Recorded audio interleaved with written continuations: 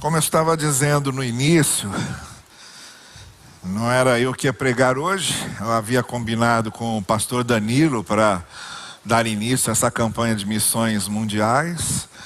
E ele aqui estaria aqui, mas pelos motivos que eu já expliquei, ele não pôde estar.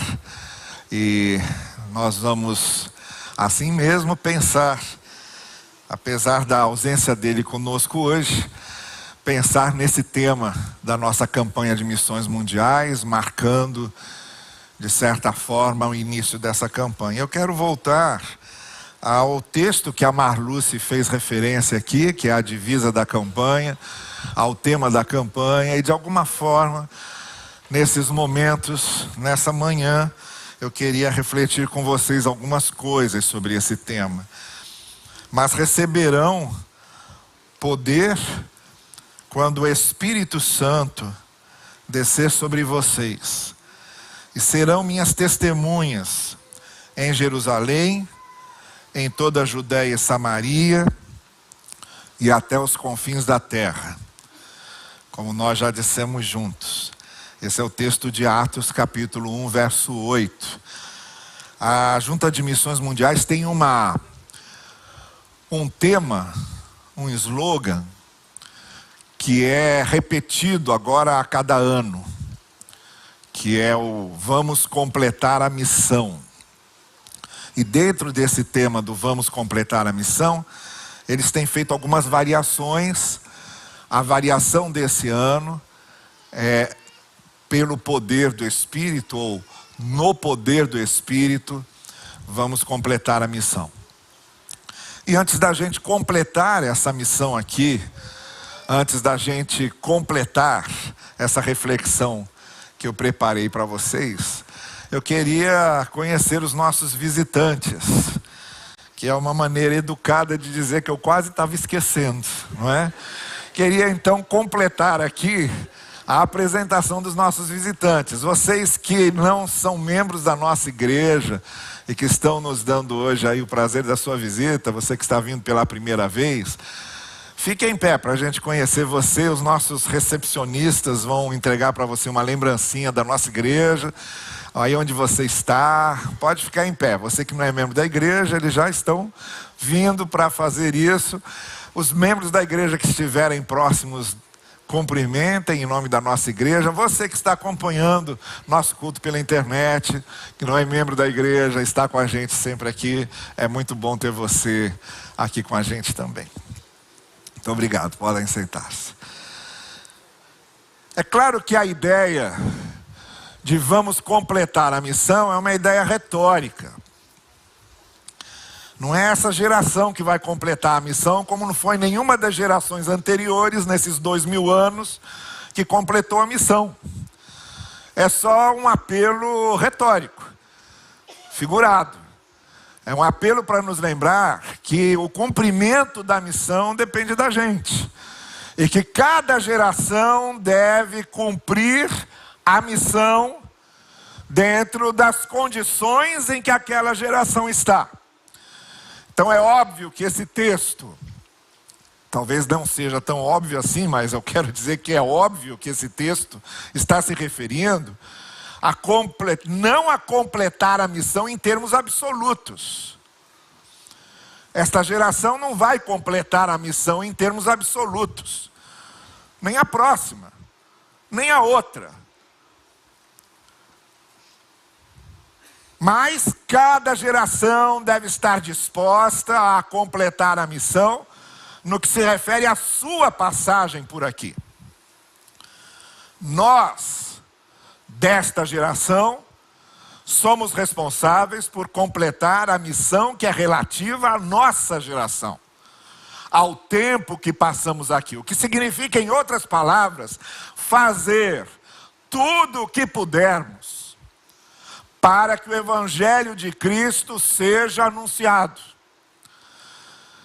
Completar a missão aqui se refere à geração que recebe essa ordem, que é uma geração diferente da geração de 2000 anos atrás, que é uma geração diferente dos anos 500, que é uma geração diferente dos anos 1000, que é uma geração diferente dos anos 1500, que é uma geração diferente mesmo do início dos anos 2000.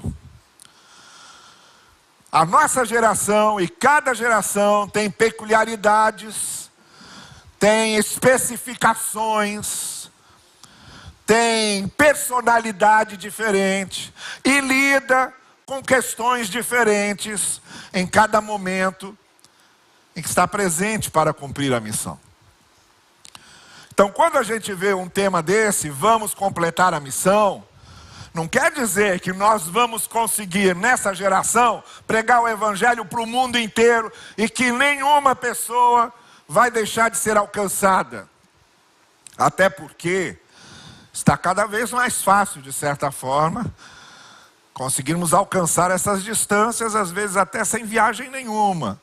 Com todas as disposições técnicas, todos os equipamentos modernos que temos hoje, e as facilidades que as transmissões de internet, que a comunicação alcançou e conquistou, é claro que hoje fica muito mais fácil você chegar com mais rapidez, com mais eficiência, com mais eficácia do que antigamente. É claro que há 100 anos atrás, completar a missão significava uma coisa. Hoje, com as facilidades que temos, completar a missão significa outra. Naquele tempo, há 100 anos atrás, completar a missão seria usar tudo o que temos à nossa disposição hoje para anunciar o evangelho. E agora é a mesma coisa, só que com facilidades muito maiores. O que nos coloca sobre os ombros também uma responsabilidade maior. Quando temos equipamentos, instrumentalização, facilidades de comunicação que os nossos antecessores não tiveram, a nossa responsabilidade é maior. Se há 100 anos atrás foram fiéis à pregação do anúncio do evangelho e fizeram o que estava à disposição e ao alcance deles para isso, e se não tinham as facilidades que temos hoje, é claro que a nossa responsabilidade hoje é muito maior. E sobre os nossos ombros pesa um fardo muito maior para ainda usarmos da melhor maneira facilidades hoje que não tinham antes. Isso é completar a missão. Assumirmos essa responsabilidade. Então, como eu disse, é um tema que chama a nossa responsabilidade, nos engaja, nos inclui e, de certa forma, deixa claro que para sermos iguais a Jesus, que afinal é o tema da nossa igreja neste ano, dos seus 85 anos, e se Jesus disse aos seus discípulos, eu envio vocês como o Pai me enviou, ser iguais a Jesus é também mantermos a nossa disposição de anunciarmos o evangelho em outros lugares, como acontece exatamente através dos nossos missionários. Mas como eu disse, dentro desse slogan geral, dentro desse tema geral, vamos completar a missão nesse sentido de fazermos tudo o que pudermos, de não negligenciarmos, de usarmos todas as disposições possíveis ao nosso alcance para isso. Dentro desse tema, nós temos esse apelo a que confiemos no poder que nos conduz nesse processo do cumprimento da missão. Eu fiz referência a esse texto de Jesus dizendo, eu envio vocês como eu fui enviado. E o evangelista descreve isso de uma maneira bastante chamativa, quando ele mostra a Jesus soprando sobre os discípulos, Jesus sopra e diz para os seus discípulos: recebam o Espírito.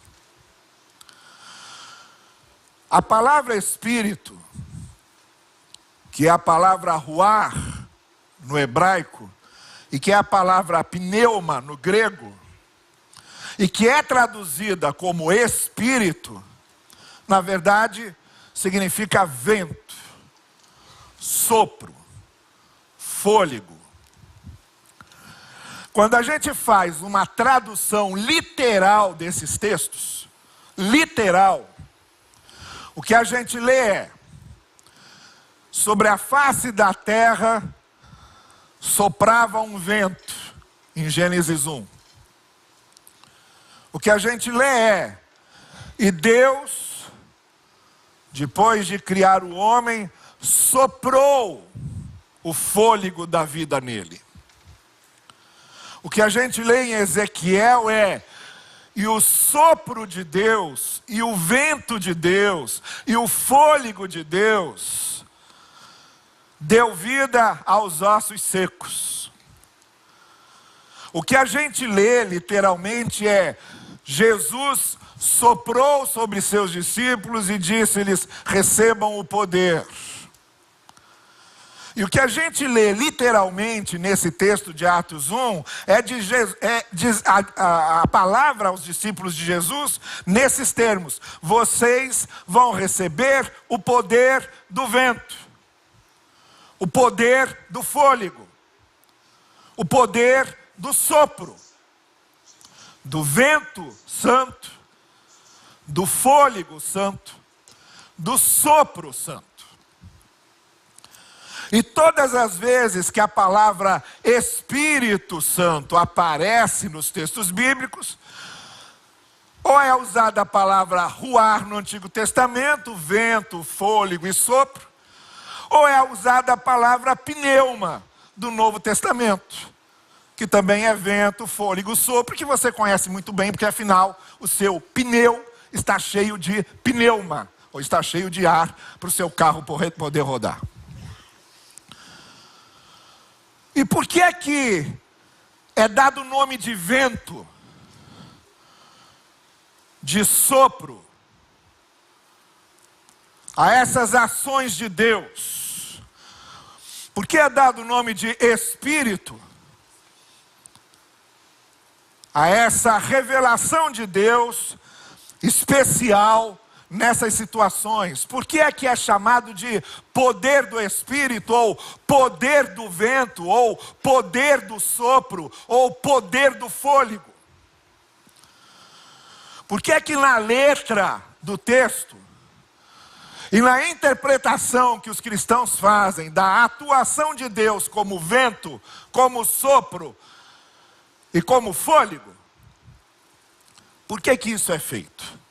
E o que é que devemos entender disso? A gente deve lembrar, em primeiro lugar, que vento, sopro, fôlego é uma força. É naturalmente uma força que se apresenta. É naturalmente algo que faz acontecer outro algo. Quando venta, quando sopra, quando há fôlego, isso tem em si, o vento tem em si poder de promover algo, o sopro tem em si poder de produzir algo, o fôlego tem em si poder de produzir algo. Então, se você sopra num catavento, ele roda. Se você está com muito calor e sopra a brisa do mar, ela te refresca. O vento, o sopro, o fôlego têm poder em si mesmos. Eles têm poder em si mesmos. O que a palavra de Deus nos diz é que Deus, agindo junto aos seus, tem poder em si mesmo. Ele é a fonte, ele é a origem desse poder. Ele sopra para produzir, ele dá fôlego para produzir, ele venta para produzir. Vamos lembrar que em Atos 2, que é tradicionalmente considerado o texto que marca o momento em que o Espírito de Deus desce sobre a igreja, o que acontece antes disso é um vento forte soprar sobre todos aqueles que estavam reunidos. O texto começa dizendo que soprou um vento, produzindo alguma coisa. E a partir de então, a igreja teve o Espírito de Deus em si. Então, quando a gente fala em poder do Espírito, não tem nada a ver conosco. Não é o nosso poder. Não é natural da gente.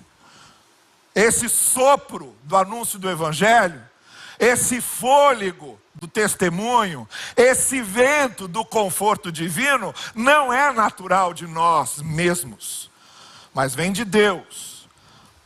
É o poder dele agindo, é o vento de Deus agindo, é o sopro de Deus agindo, é o fôlego de Deus agindo.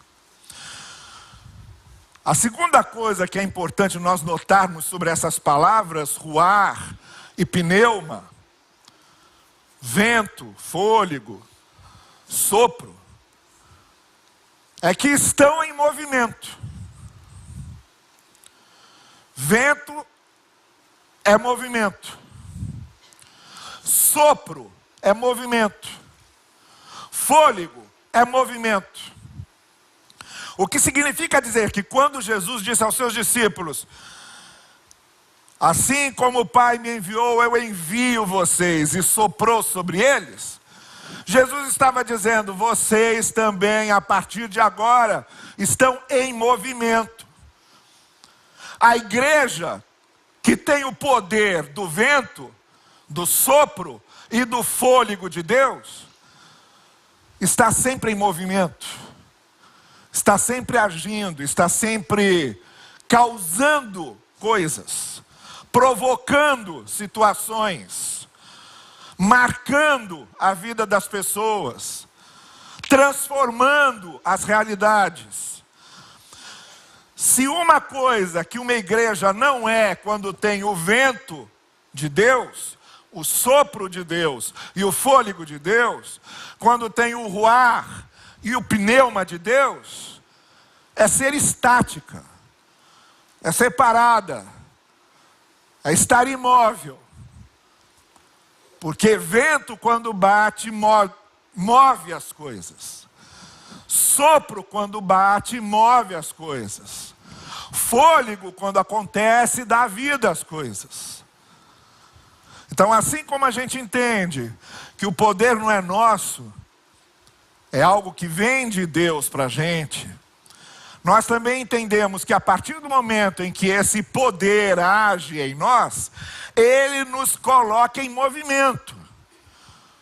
Então não há, por exemplo, nenhuma possibilidade de uma pessoa dizer que tem o poder do Espírito e não se movimentar em testemunho, e não se movimentar em ações de misericórdia, de amor, das virtudes que o sopro do Espírito causam em nós. Quando Paulo chama as virtudes de fruto, ele está falando de resultado. Fruto é o resultado de algo que o sopro de Deus produziu, que o vento de Deus produziu, que o fôlego de Deus produziu. E esse resultado, que é o fruto, ele vem em forma de amor, de paz, de misericórdia, de compaixão. Isso é estar em movimento. Essas virtudes pululando entre nós. Essas virtudes marcadas entre nós, essas virtudes sendo vividas por nós, é o movimento do Espírito. Porque é o movimento do sopro, porque é o movimento do vento. Então, ter o poder do Espírito significa ter um poder que não temos, porque o poder é de Deus, o sopro é de Deus, o vento é de Deus. Ter o poder do Espírito significa estar em movimento, porque o vento move, o sopro move, o fôlego move. Em terceiro e último lugar, ter o poder do Espírito é ser agente de transformação. O vento muda as coisas. Pode ser um vento fraco, que levanta uma folha seca do lugar, ou pode ser uma ventania, que derruba telhados. O sopro muda as coisas. O fôlego muda as coisas. Uma pessoa que está sufocando e você faz respiração boca a boca e sopra seu fôlego para ela ter fôlego, você está mudando as coisas. Você está fazendo essa pessoa viver.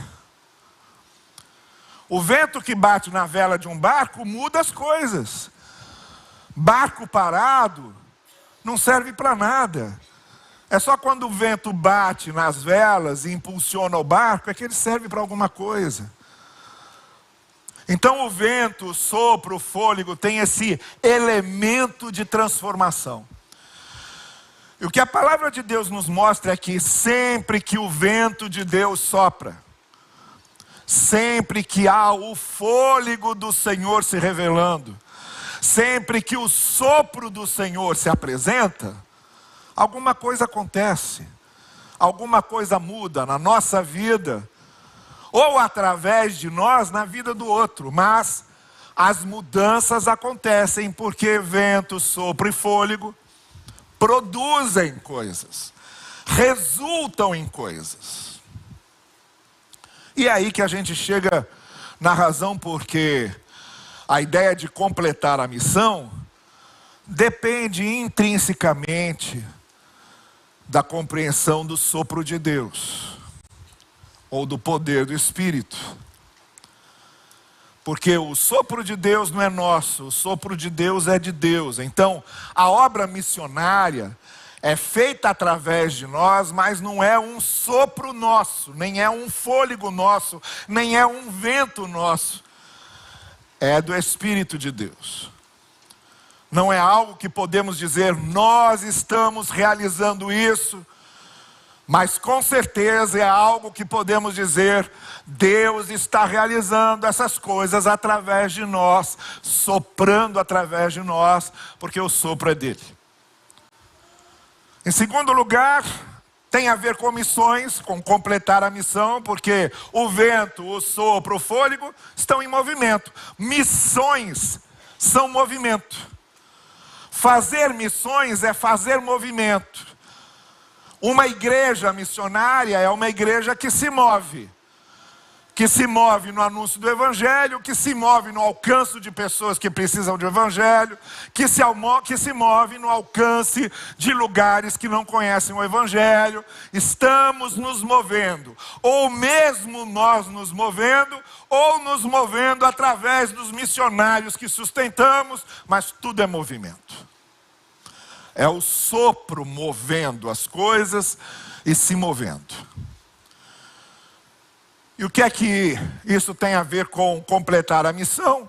Tem a ver com o fato de que nós estamos, através do vento de Deus, soprado através de nós, quando fazemos missões, estamos mudando a vida e a realidade das pessoas, como o vento de Deus, o sopro de Deus e o fôlego de Deus podem fazer.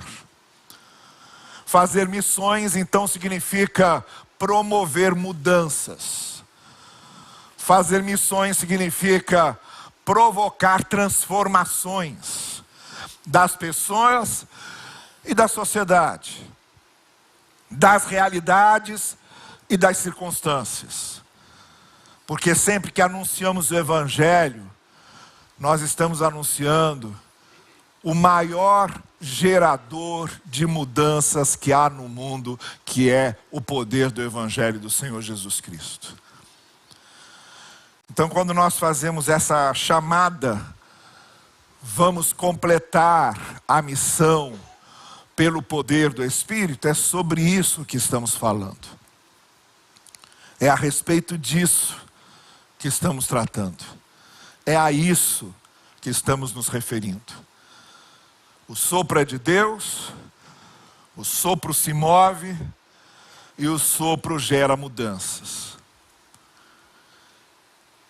E a nossa alegria, sempre a nossa alegria, maior e mais específica, não é saber que o sopro de Deus promove mudanças.